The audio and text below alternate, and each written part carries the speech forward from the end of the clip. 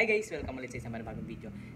Magre-react tayo sa isang video ngayon. Kung familiar kayo sa fam ngarap, pareha silang female, trans man si kuya. So, nakabuo na sila ng pamilya, malaki na yung anak nila. Yung mga post nila nakaka-inspire. Scroll ako sa Facebook.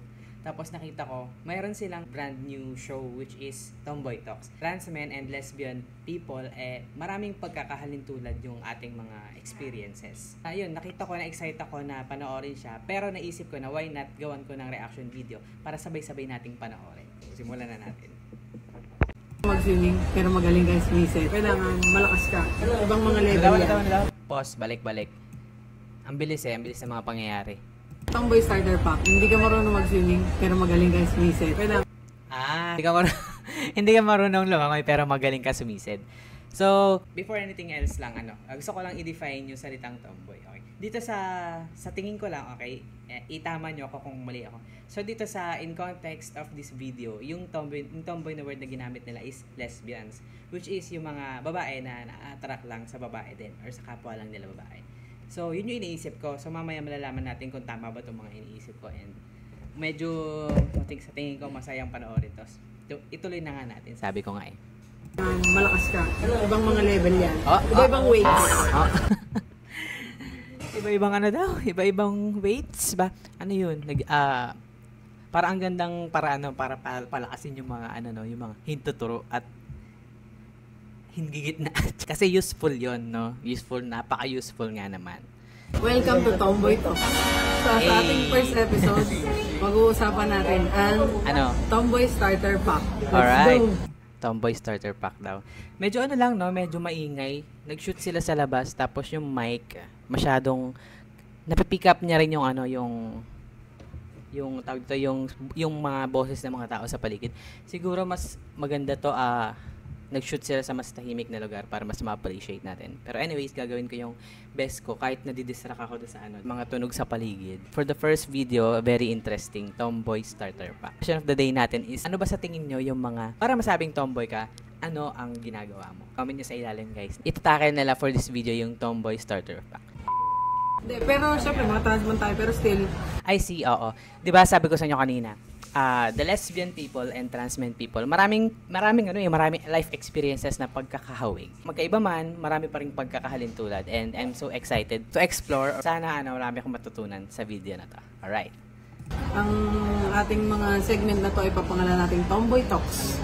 Disclaimer, guys, ito ay katuwaan lang So walang mapipikon, walang masyadong seryoso. So kulitan lang tayo. True. Si Lay nga pala, ang ating Lay. Hi, Lay. Ako si Ro. Katomboy. Katoti. Katoti. Tota pala. Tota.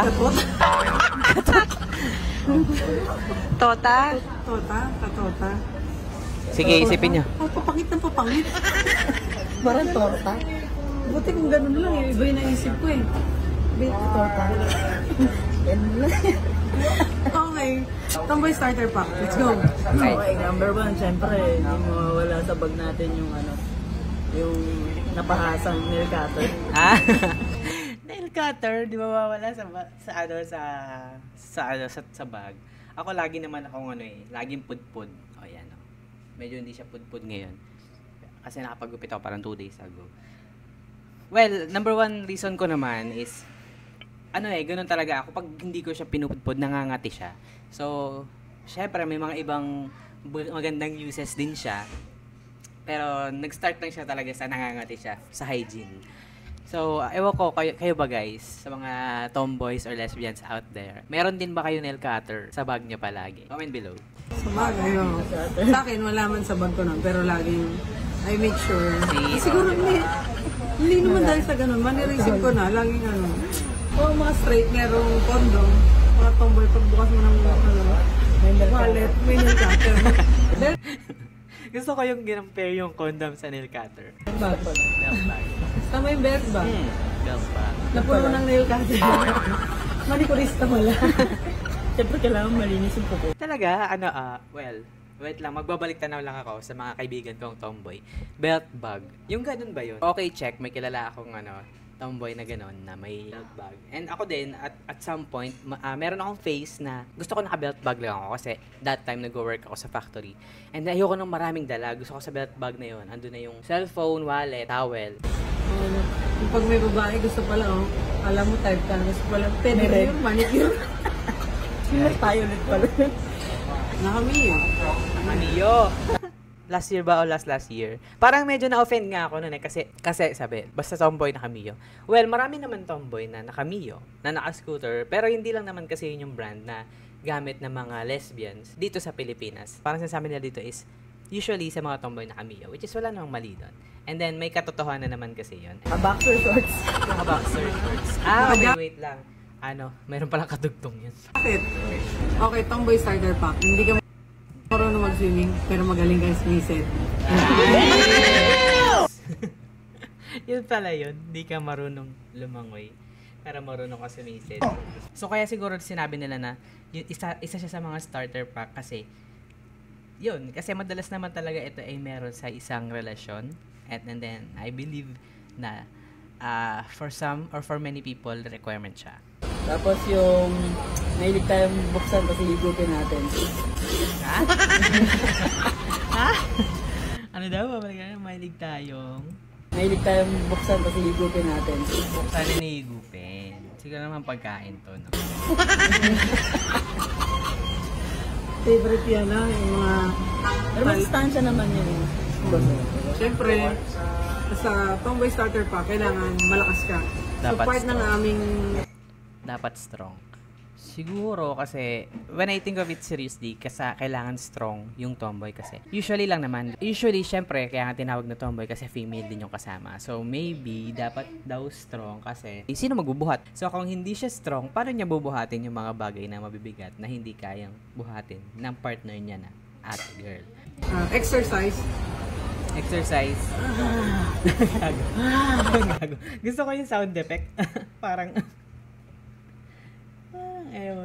exercise, okay. So, yes, oo, dapat strong talaga. Pero syempre, hindi naman lahat ng girls na partner ng tomboy is kailangan may strong na partner ng kasi kanya-kanyang preferences niya. So, ewan ko, comment below kayo ba? Kung partner kayo ng isang tomboy or lesbian, dapat ba malakas ang mga tomboy or lesbian? Ayan, comment nyo below. Gusto ko malaman. And then, kung kayo yung lesbian or yung tomboy, yan, do you also believe that dapat malakas kayo? So yan, iba-iba yan. Ibang mga level yan. Iba-ibang weights. So part of namin yan. Ibang weights. Kailangan nabubuhat. Starter pack. Siyempre, makikita mo kami lagi sa department store. Asan kami doon? Bibili ng supporter. Ay, true. Bilang pagbabalik tanaw, wala akong kilalang tomboy or lesbian na hindi naka-supporter. Meron lang akong kilala ng mga trans men na hindi nagsa-supporter kasi meron silang medical condition kung saan hindi pwedeng i-constrict yung chest. Pero sa mga lesbian, 100% ng lesbian na kilala ko it's either nagsa-supporter or dumaan sa pagsusuot ng supporter. Tapos yung bibili, yung partner. Going pag-uwi, anong gagawin? Gupitin. Pagkatapos ng gupitin, ano? Hindi, tatanggalin mo yung mga mulmul. Yan yung mga unang-unang support. Okay. Diba? Meron na nga yung ano. Oo, iba na ngayon, maayos na yun. 5 days mong dadalhin yun. Nagkakalat ka pa ng mga mulmul. Okay, napunta nyo ba yung bandage? So, iniikot na gano'n. Ako hindi. Anong bata? Kabataan? Paano mo nalaman na tomboy na pala ako? Pasimula na ako. Naglalaro ng text. Naglalaro ng text. Pogs. Lalaki talaga yung mga kalaro mo. Pagsuntukan sa lalaki. Tapos sa bahay-bayan, ikaw yung tatay. Ay, pagsuntukan, nangyari sa akin yun. Hindi naman suntukan, kundi ewan ko, nagkainitan kami, nagkapikunan. Hanggang sa umabot sa habulan, kung saan ako napikon. Habulan, ikot sa kabahayan hanggang sa makadaan kami sa isang bilyaran. Kumuha ako ng bote. Kumuha ako ng ano man tawag doon sa billiard, yung mga bilog, yung mga basta kinuha ko yung bilog na yun, di ba? Bigat-bigat noon. Ay, nako. Yun. Siyempre, maaga pa lang, tatay na. Nakikipaghalikan sa kalaro. Ay. Pagkakataon mo. Umusulat ng love letter. Totoo ba? So, yan sa akin yan. Siyempre, yung mga lalaki, hindi naman yata mahilig sa ganun. Pero sa pag love letter, sumusunod na. Ako nakarelate ako nun. babae ka, tapos sumunod ka sa kapwa, babae mo love letter, lyrics, ayun na yun. Di ba minsan may mga in denial? Okay, patombo yan, alam mo yan, di ba? Makita mo sa kilos yan. Kilos, kita mo. Kahit mahaba yung buhok. Alam mo, In denial. I don't know. Kasi sila lang naman yung nakakapagsabi nun eh. Kung ano ba talaga sila. Kasi minsan kung ano yung nakikita natin sa labas, mukhang ganun, pero hindi naman talaga. So, hindi natin masasabi. Sila lang talaga yung makakapagsabi nun. Mahaba yung shorts. pantalon, yung t-shirt. Basta makikita mo maaamoy. So, that's it for today. Thank you for watching Tomboy Talks. So, mga Makatoka. So, mag-isip na lang kayo kung anong gusto yung tawagan natin. Comment down.